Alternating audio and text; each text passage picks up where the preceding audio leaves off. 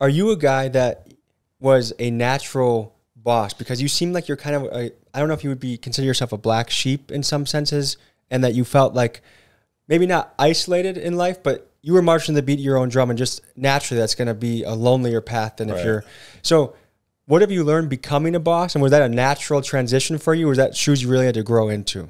I don't think I am necessarily a natural boss in a sense. I kind of feel like my personality is a little bit too temperamental and like black sheepish, like you're saying and stuff, where, you know, I don't want to be the one who has to put out every fire business-wise. And also I have, realistically in my adult life, I've never had a normal job. Like my last job was when I was like 18 or some shit. And so doing credit card fraud. Well, before that, yeah, my last legit job was when I was still basically in high school.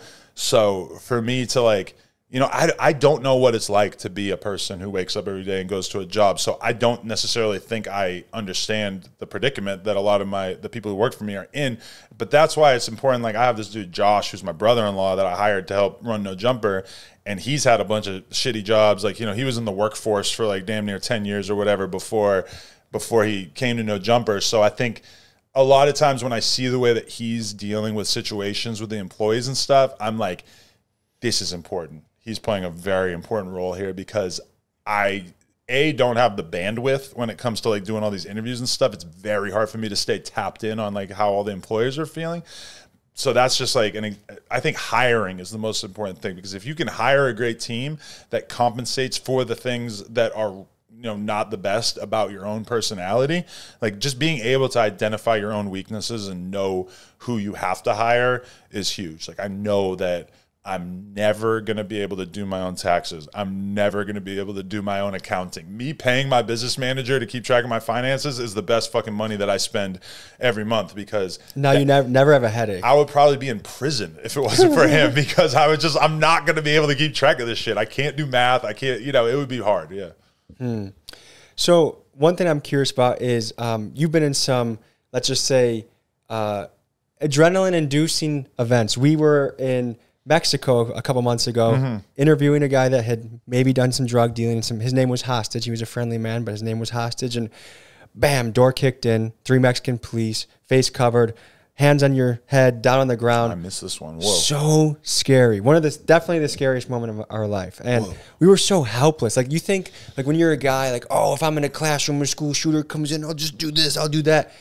There was nothing. Like if this guy wanted to stick his rifle up my ass, it would have been like, "See, senor, like you can do it." And so, and the Mexican police play by their own rules, from what I hear too. Yeah. And so that's like, are they cartel? Are they police? Are they good police? Bad police? Yeah. So like, is this whole thing a fucking scam that is set up with the dudes that I'm here? I would be thinking all that shit too. Yeah. It was terrifying. Damn. And you've had a moment where you were held at gunpoint. Yeah. Walk us through that. What was going through your head, and maybe adjustments you made after that to ensure future safety? Right. So when we got that store in Hollywood, it was basically like me, just normal guy. It was like 2017. I wasn't like famous yet, or like nobody knew who I was at all. I could stand in front of the store and hang out with the guys for hours and nobody would give a shit. And like throughout the couple of years that we were there, my name just kept getting bigger, and it got to the point where I couldn't even go outside and stand out on the street without, you know, like people just pulling up, slowing down. There might be a car accident from somebody bumping into somebody while they're trying to film me and shit. And like, you know, people would just be coming around all the time and they wouldn't want to leave. And, you know, eventually we got security, and well, I'm lying. We got, you know, the homies carrying guns. Like at a certain point. Did you roll with security? I have security at the No Jumper building.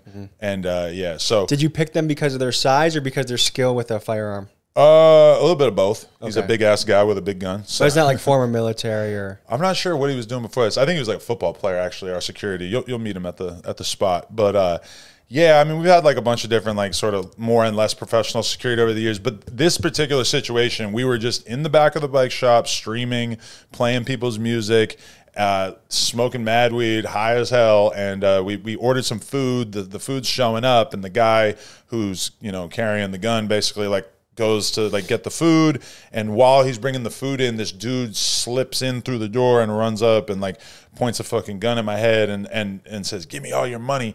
And, you know, you can watch the clip. My reaction was kind of goofy. I let out this weird, like, hee-hee type thing while he's pointing the gun at me, like, because I kind of thought it was a prank. Like, I was kind of confused in the moment.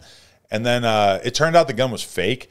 Really? And we fucking damn near like kicked this dude's head in before we even realized it was fake. And, you know, we called the cops. So did someone confront him from behind and tackle him, or how'd you take care of the threat? Okay, so he's walking towards me with the gun, and the next thing I see is that my homie, who had just gotten the food, he's got his gun pointed at this head, at this dude's head. And I'm thinking, like, am I about to get shot twice? Like, are both bullets going to somehow, like, come together to kill me?